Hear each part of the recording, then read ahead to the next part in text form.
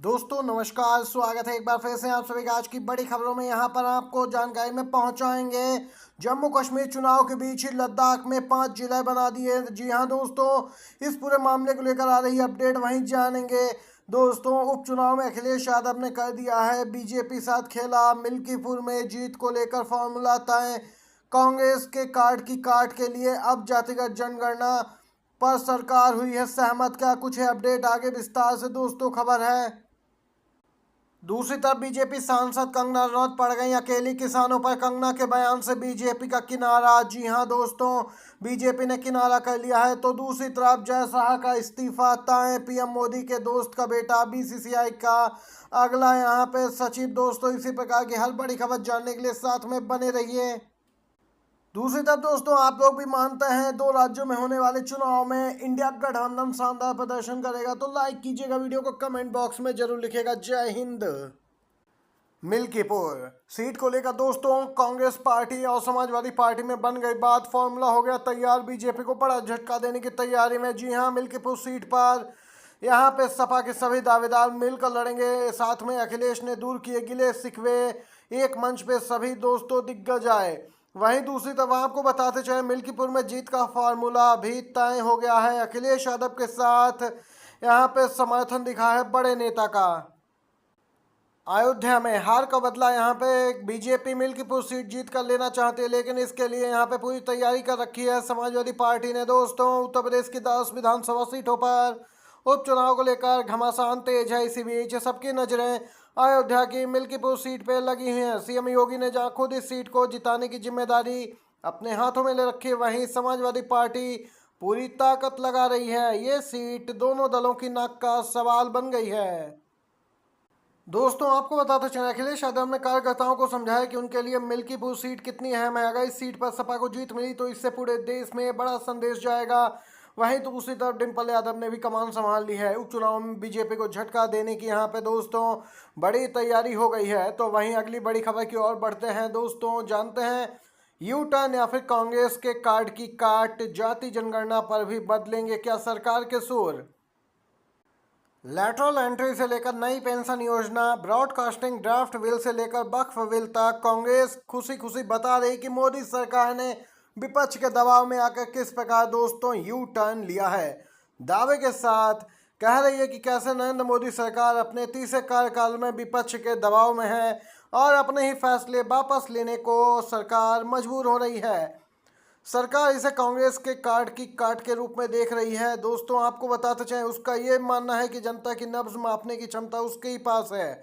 वहीं आपको बताते चलें अब यहाँ पे चर्चा जोरों पर है जातिगत जनगणना का मामला, जो राहुल गांधी यहाँ पे नाक का सवाल बना लिए हैं। अखिलेश यादव समर्थन कर रहे हैं। वहीं दोस्तों एनडीए के ही सहयोगी और केंद्रीय मंत्री चिराग पासवान भी यहाँ पे विपक्ष के सुर में सुर मिला चुके हैं। उन्होंने भी यहाँ पे दोस्तों बड़ी बगावत का मूड बना लिया है। आपको बताते चलें चिराग पासवान इससे पहले भी कई बार इंडिया गठबंधन के नेताओं के संपर्क में आ चुके, लेकिन दोस्तों आपको बताते चलें इस बार माहौल अलग है और चिराग पासवान कोई समझौता करने के मूड में नहीं है। अब दोस्तों यहाँ पे जो अपडेट आ रही है, सरकार जाति जनगणना पर भी यहाँ पर अहम फैसले ले सकती है। जनगणना कराई जानी है 2021 में होनी थी, लेकिन कोरोना के चलते नहीं हो पाई, जिसको लेकर दोस्तों अब तैयारी जोरों पर है।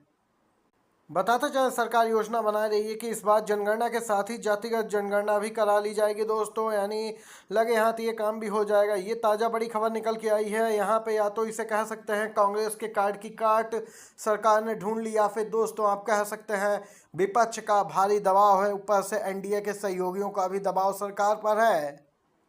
जम्मू कश्मीर चुनाव के लिए टिकट जारी करते ही बीजेपी में बवाल हो गया। जी हां दोस्तों, आपको बताते चलें ताज़ा अपडेट आ रही, जम्मू कश्मीर के लिए बीजेपी ने 44 नामों की लिस्ट जारी की और जैसे ही यह लिस्ट जारी हुई भारी बवाल मच गया। बीजेपी के जम्मू स्थित पार्टी दफ्तर के बाहर कार्यकर्ताओं का जबरदस्त हंगामा देखने को मिला। दोस्तों, यहाँ पर ताज़ा खबर यह आ रही है कि इस हंगामे के बाद बीजेपी को पहली लिस्ट के 44 नाम वापस लेने पड़े और अब 15 उम्मीदवारों की पहली सूची जारी की है संशोधित। देर रात तक मंथन के बाद 3 चरणों की 90 सीटों के लिए मुश्किल से 44 प्रत्याशियों के नाम जारी हो पाए, लेकिन दोस्तों उन्हें वापस लेना पड़ा। और अब आपको बताते चलें भाजपा के कुछ बड़े नेताओं को मौका नहीं दिया गया है इस बार। जबकि कई नए चेहरे मैदान में उतारे गए। अब 15 प्रत्याशियों की नई लिस्ट भाजपा ने जारी कर दी है। दोस्तों आपको बताते चलें, 90 सीटों पर चुनाव के लिए नई लिस्ट में केवल पहले चरण के प्रत्याशियों के नाम जारी किए गए। इन 15 में से 8 मुस्लिम चेहरों को मैदान में बीजेपी ने उतारा है। इससे पहले आई 44 प्रत्याशियों की लिस्ट में कुल 14 मुसलमान प्रत्याशी बनाए थे बीजेपी ने। खबर आ रही है दोस्तों कंगना रनौत को लेकर। जी हां दोस्तों, कंगना रनौत से किनारा किया है बीजेपी ने। कंगना के खिलाफ एफआईआर दर्ज करने की मांग उठ रही है तेजी से। दोस्तों हिमाचल प्रदेश की मंडी सीट से सांसद कंगना रनौत के बयान से बीजेपी ने किनारा कर लिया। बीजेपी ने कहा कि किसानों के ऊपर दिए विचार उनके निजी हैं, बीजेपी का इससे कुछ लेना देना नहीं है। वहीं भविष्य में ऐसा कोई बयान देने से बचने की बीजेपी ने सलाह दी। दोस्तों किसानों को लेकर कंगना रनौत का बड़बोलापन फिर सामने आया था। एक इंटरव्यू में बीजेपी सांसद कंगना रनौत ने कहा, अगर पार्टी का शीर्ष नेतृत्व तो कमजोर होता तो देश में बांग्लादेश जैसे हालात हो सकते थे। सभी ने देखा है किसान आंदोलन में क्या हुआ, प्रदर्शन के नाम पर हिंसा फैलाई गई। यहाँ पे दोस्तों देख सकते हैं इस पूरे मामले पर किसानों को लेकर आपत्तिजनक बयान दिया, जिसके बाद किसान तो भड़क उठे। इसके साथ ही विपक्ष ने भी कंगना रनौत को घेरा है। वहीं इस पूरे मामले पर बीजेपी सांसद तो घिरी और साथ में बीजेपी को यहाँ पर दोस्तों लोगों ने खूब ट्रोल किया। वहीं दोस्तों बीजेपी का आधिकारिक बयान आया और बताया कि यह पार्टी के विचार नहीं है और इसके साथ ही कंगना रनौत को चेतावनी भी दी। दोस्तों देख सकते हैं कंगना के खिलाफ अब एफआईआर दर्ज करने की मांग भी उठ रही है। यहाँ पर ये बड़ी खबर निकल के आई है। दोस्तों अगली अपडेट की तरफ चलते हैं। आईसीसी चेयरमैन पद के लिए नामांकन दाखिल करने की आखिरी तिथि 27 अगस्त है। अगर बीसीसीआई के मौजूदा सचिव जैसा इस पद के लिए नामांकन करते हैं तो उनका यहां पे चुना जाना तय माना जा रहा है। ऐसे में जय शाह के आईसीसी की कमान संभालने पर बीसीसीआई सचिव कौन होगा, इसको लेकर प्रश्न उठ रहा है। यह बड़ा सवाल है। इसी बीच खबर सामने आई है कि पीएम मोदी के दिवंगत दोस्त और पूर्व केंद्रीय वित्त मंत्री अरुण जेटली के बेटे रोहन जेटली का नाम बीसीसीआई सचिव पद की दौड़ में सबसे आगे बताया जा रहा है। दरअसल 2 बार Delhi and district cricket association के अध्यक्ष रह चुके रोहन जेटली को यहां पे स्पोर्ट्स एडमिनिस्ट्रेटर के रूप में अच्छा अनुभव है, ये कहा जा रहा है और इन्हें कमान सौंपी जा सकती है। दोस्तों इसी के साथ अगली अपडेट की तरफ चलते हैं।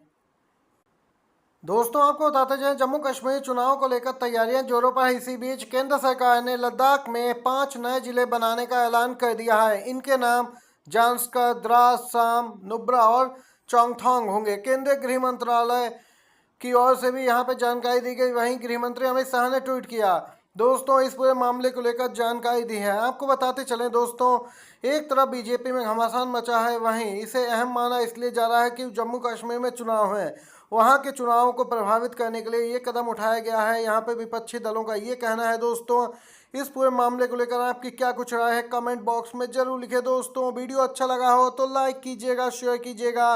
बहुत बहुत धन्यवाद।